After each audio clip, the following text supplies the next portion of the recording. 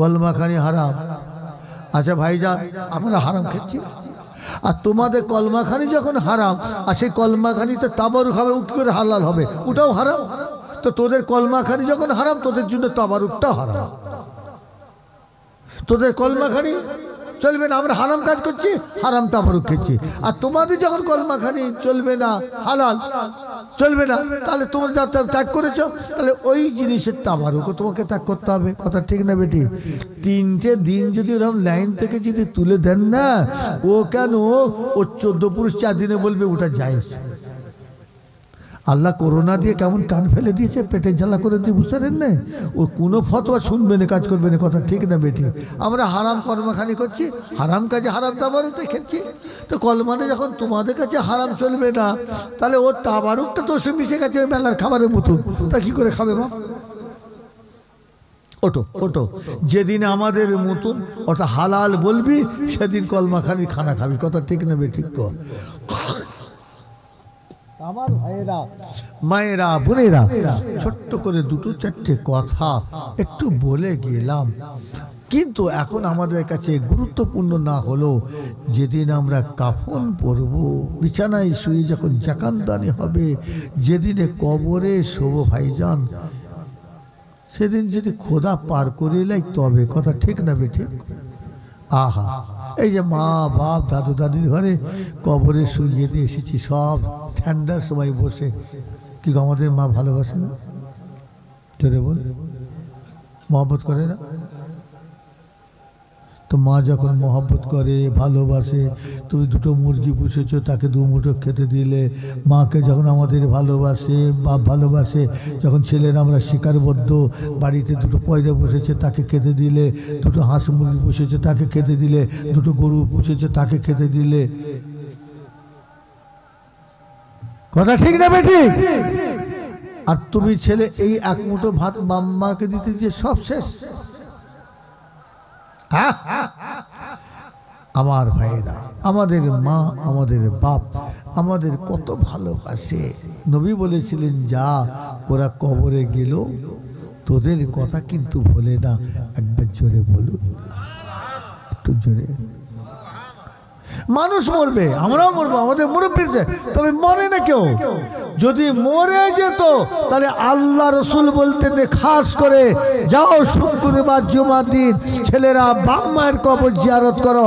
তোমার বাপ আর মায়ের কবর জিয়ারত শিরা আল্লাহ পাক, তুমি ছেলে, তোমার জীবনের গুনাহগুলো আল্লাহ মাফ করে দেবে।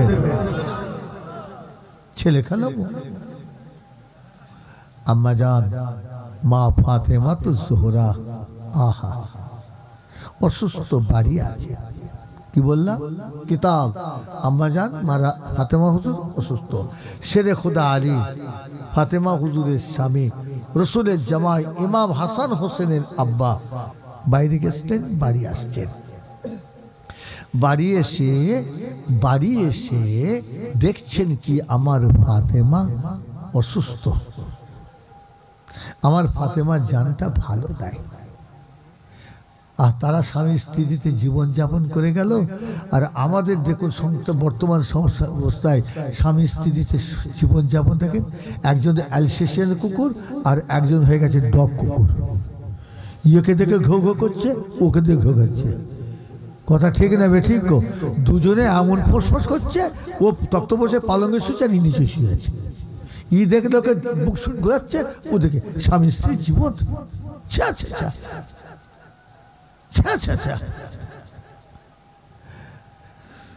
মা ফাতেমা হুজুরকে হযরতে আলী হুজুর বাড়িতে এলেন, দেখছেন অসুস্থ।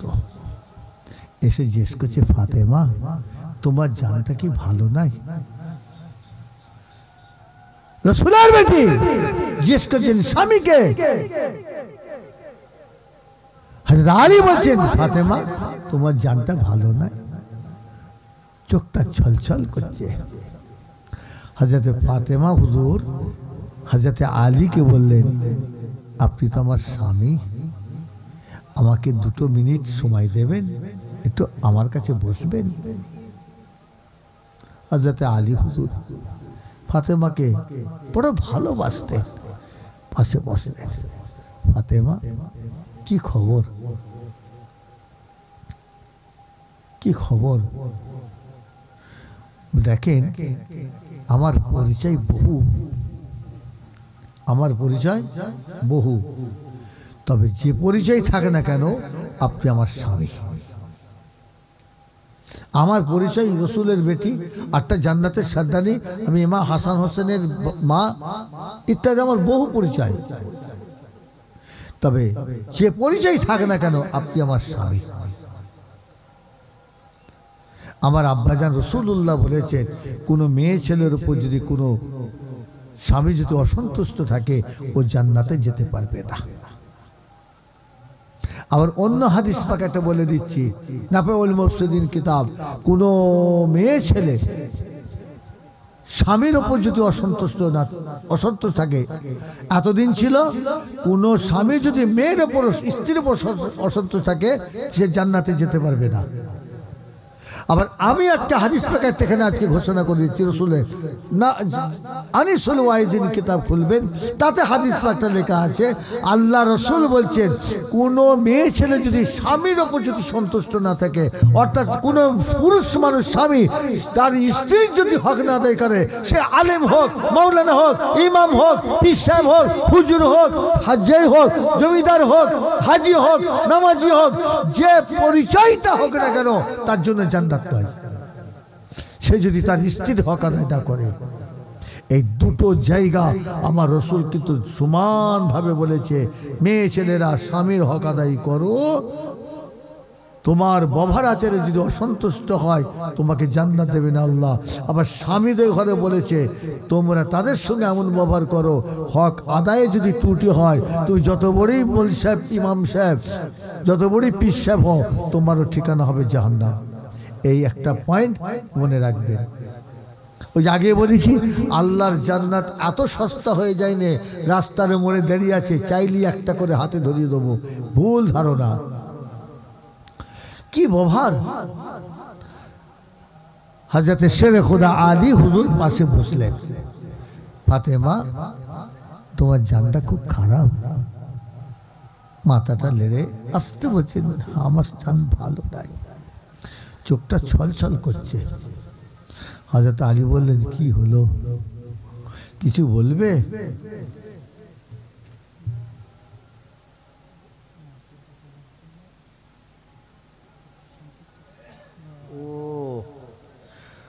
দর্শিব আল্লাহুম্মা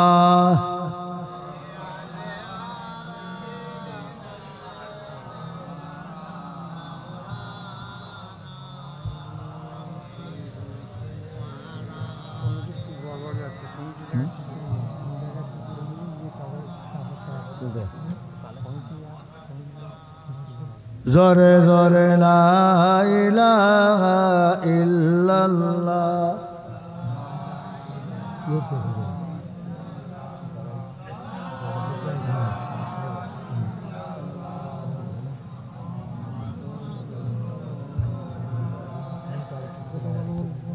জোরে জোরে লা ইলাহা ইল্লাল্লাহ। মসজিদে চাঁদা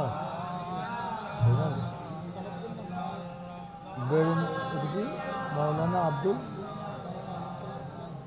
আজাদের সঙ্গে বেড় মজুর সাল্লাল্লাহু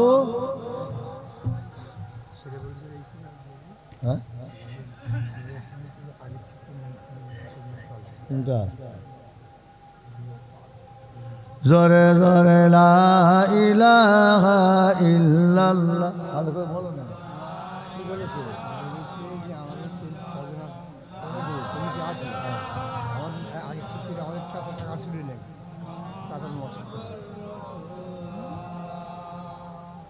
সাল্লাল্লাহু এখানে বাকিবুল্লাহ কই?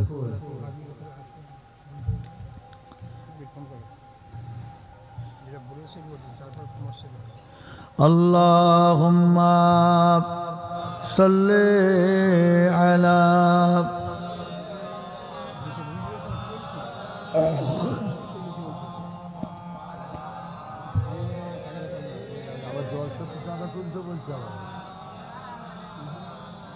কথা মুক্তেসার সংক্ষেপ।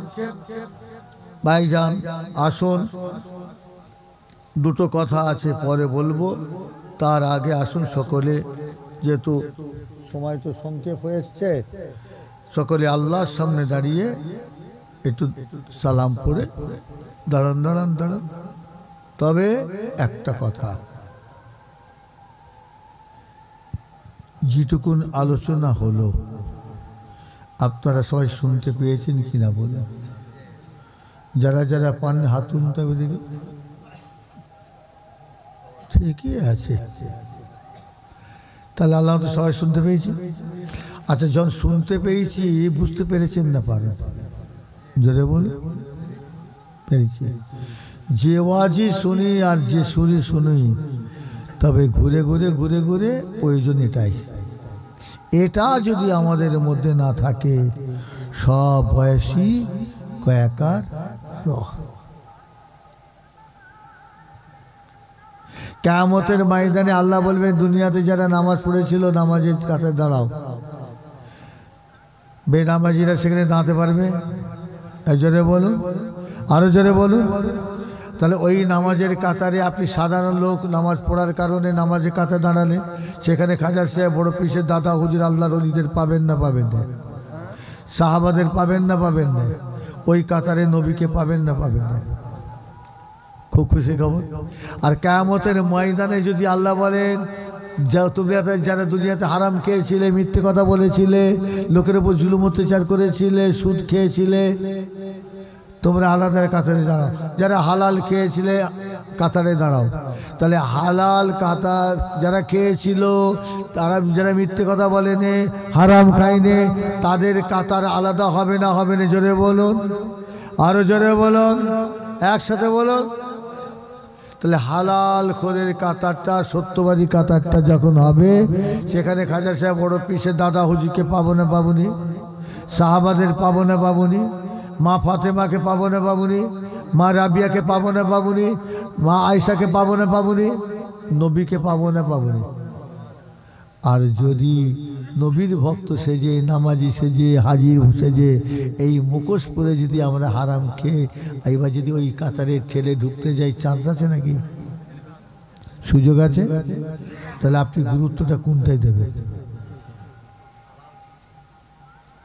হালাল খেতে নয়, আমি জলসাই যাব, সুর ও শুনতে, গলা শুনতে নেই, আমি কিছু শিখতে যাব, যে শিক্ষাটা আমল করলে আখিরাতে সমস্ত জায়গায় আমি মুক্তি নাজাত পেয়ে যাব। জোরে বল।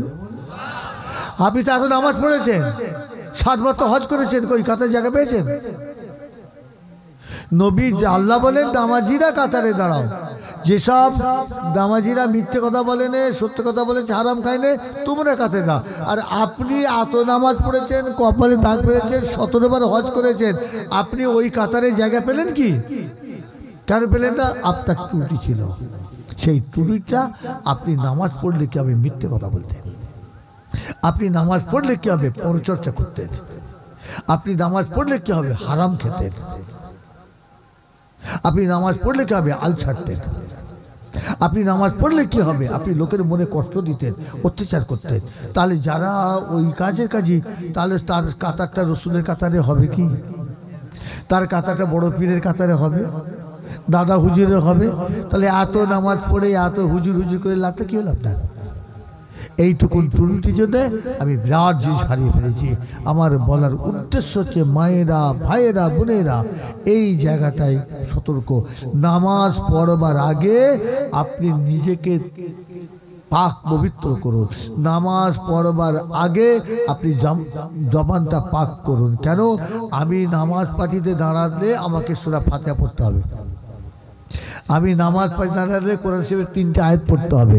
আমি নামাজ পাঠি দাঁড়ালে আমি তাসবিহ পড়তে হবে। নামাজ পড়ে মনে হচ্ছে আল্লাহর কাছে দোয়া চাইব। কিন্তু আমার এই অবস্থায় নাপাক জবানে, মিথ্যে কথা জবানে, পরচর্চা গীবত জবানে আমি যদি সূরা ফাতিহা পড়ি, সূরা পড়ি, তাসবিহ পড়ি, আত্মাহিয়াত পড়ি, কাজ হবে? জোরে বলো। তাহলে আমি আপনাদের কত বড় দুশমন বুঝতে পেরেছেন? কি গো, কত বড় দুশ্মন বুঝতে পেরেছেন তো? তাহলে আমি আপনাদের দুশ্মন তো? তা যদি বলে দুশ্মন নাই হোসেন ভাই, আপনি সত্যি হক কথা, আমরা আখেরাতে নাজাত পাবো, এইসব তো আল্লাহকে যা নবী দলের অলিদের পীরেদের দলে ঢুকবো। তা পীরেদের দলে ঢুকতে গেলে যে তার যে রাস্তা নিয়মকানুন আছে সেইগুলোকে তো আপনাকে মানতে হবে, কি গো হবে না? এইটা একটু স্মরণ করে আসুন। দুটো হাত তুলে দোয়া চাওয়ার আগে সকলে আল্লাহ, সেদিন ভাই ওয়াজ করে বলেছিলাম, দেখো আমরা কলমাখানি করি, একদল বলছে চলবে না, কথা ঠিক নেবে, ঠিক কথা ছাড়ছে তো, কেন হারাম। তবে আমরা কিন্তু কলমাখানি করব, কলমাখানি মিলাদ দেবো, আর কলমাখানিতে যা তাবারুক হবে বিসমিল্লাহ বলে খাবো। কিন্তু ওরা যদি বলে চলবে না, আর খেতে যদি আসে হাতটা ধরবি সোজা বাউন্ডারি বার বার করে, যদি বলে কেন কি হয়েছে ভাই খেতে বসি তুলেছে, বলে দাও আমরা হারাম কলমাখানি হারাম কাজ করেছি, হারাম কাজে হারাম তাবারুক, তাই তাদের এখানে বাজার আছে, এই জোরে বলুন বাজার আছে। বাজারে যদি রসগোল্লা বিক্রি হয়, রাজভোগ বিক্রি হয়, সন্দেশ বিক্রি হয়, তারপরে বাদাম ভাজা বিক্রি হয়, তারপরে পাঁপড় বিক্রি হয়, আপনি পয়সা দিয়ে ওগুলো কিনে বিসমিল্লাহ বলে খেতে পারবেন না? পারবেন না? জোরে বলো। আর ওই বাদামটা, ওই পাঁপড় ভাজাটা, ওই রাজভোগটা, ওই রসগোল্লাটা, ওই জিলিপিটা যদি মেলায় বিক্রি হয়, আপনি হালাল পয়সা দিয়ে কিনলেও বিসমিল্লাহ বলে খেতে পারবেন? জোরে বলো। এখানেও আমরা অনেকে ভুল করছি, এখানেও আমরা অনেকে ভুল করছি। বাজার থেকে একটা কড়া কিনে নিলে, হাঁড়ি কিনে নিলে, একটা চুবড়ি কিনে নিলে, একটা ধামা কিনে নিলে, সংসারে কাজকার যতদিন থাকবে আমরা হালাল জিনিসের ওপর সংসারে রান্না টান্না করে খেয়েছি, কথা ঠিক না বেঠিক? কপালে দোয়া পড়ে গেছে, বুদ্ধিতে দোয়া পড়ে গেছে, উনি মেলা থেকে একটা চুবড়ি কিনেছে, মেলা থেকে একটা হাঁড়ি কিনেছে, মেলা থেকে দুটো প্লেট কিনে নিয়ে ওইটা যতদিন থাকবে সংসারে ব্যবহার হবে, তাহলে ওতে ভাতে রেখে বিসমিল্লাহ বলে খাচ্ছ, ওই হাঁড়িতে রান্না করে বিসমিল্লাহ বলে খাচ্ছ, ওই গিলাসে পানি দিয়ে বিসমিল্লাহ বলে খাচ্ছ, তোমার অবস্থাটা কি হচ্ছে? এটা হোসেন ভাই মনে করে দিলি খারাপ নাকি? হচ্ছে কি দোষটা? কি দরকার ছিল? ওই জিনিস যখন আমার বাজারে পাওয়া যায়, ওই গিলাসে পানি নিয়ে আমি চিল্লা বিসমিল্লাহ বলে খেলেও কোনো অসুবিধা ছিল না। কিন্তু তোমার পয়সা হালাল হলে কি হবে, তোমার গিলাসটা হালাল হলে কি হবে? তুমি তো নাপাক জায়গা মেলা থেকে কিনেছিলে, ওতে তো বিসমিল্লাহ বলে পানি খাওয়া যাবে না। তো বিসমিল্লাহ বলে যদি মেলার যদি গিলাসে পানি না খাওয়া যায়, তাহলে বিসমিল্লাহ বলে তোমার ওই বাদাম ভাজা তুমি কি করে পাঁপড় ভাজা খেচ্ছ? এটা তোমার বিবেকে ধাক্কা লাগে না? তুমি অঙ্কটা করছো না? আমার সর্বনাশটা কি হচ্ছে?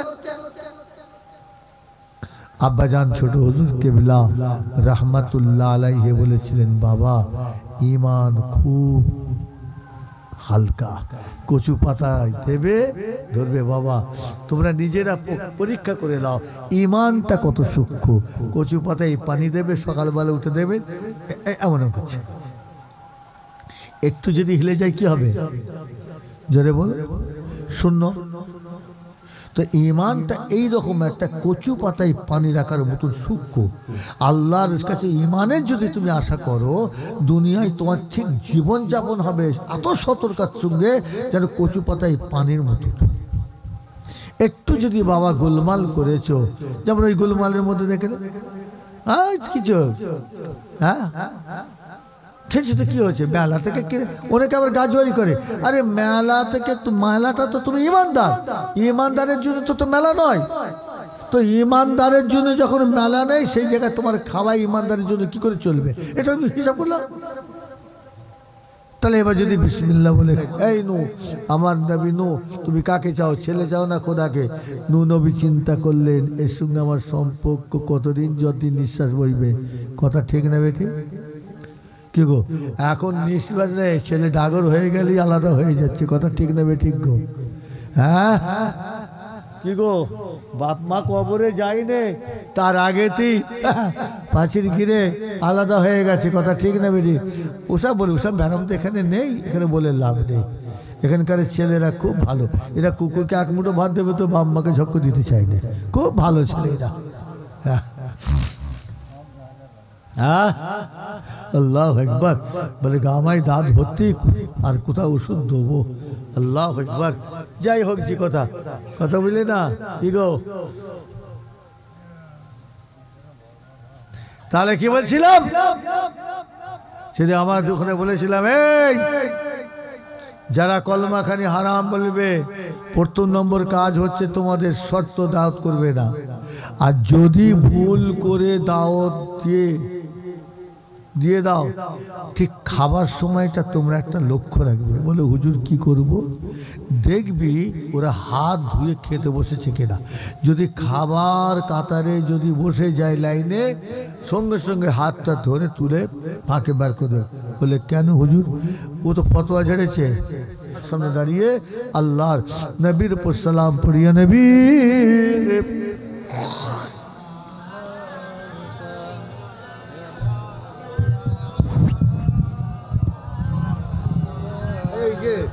ভাই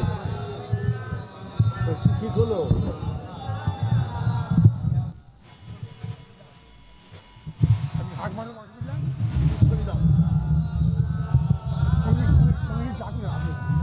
বাকি বললে ডাকছি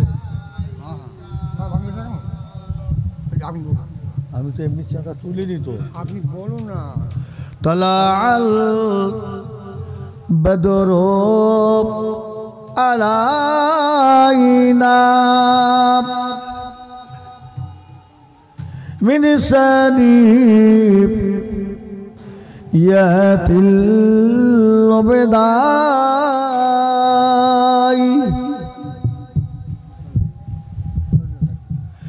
وجب الشكر علينا مدعا لله هداي يا نبي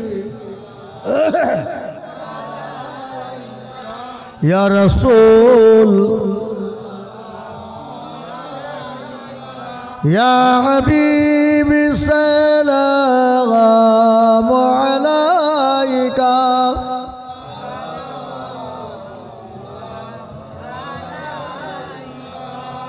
नबीजी रब्बाब अब्दुल्लाह नबीजी अम्मा आमीना नबीजी तुदमा हालिमा नबीजी रोजा मदीना या नबी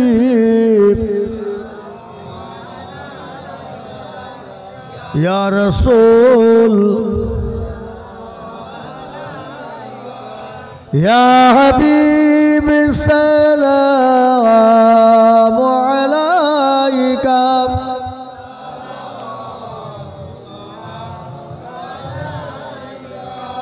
आपे सुल्ताने मदीना महब्बते वहियो सकीना नूर से मामूर सीना मिस्की से बेहतर पसीना या नबी सलाम अलैका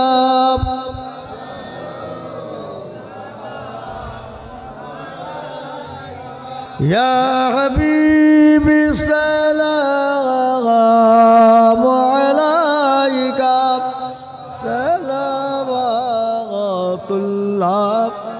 अलैका या रब्बे सल्लि व सल्लम दाइमन अबादा अला नबियिका खैर कुल्ले हमीद चलो भाई देखেন কি করছে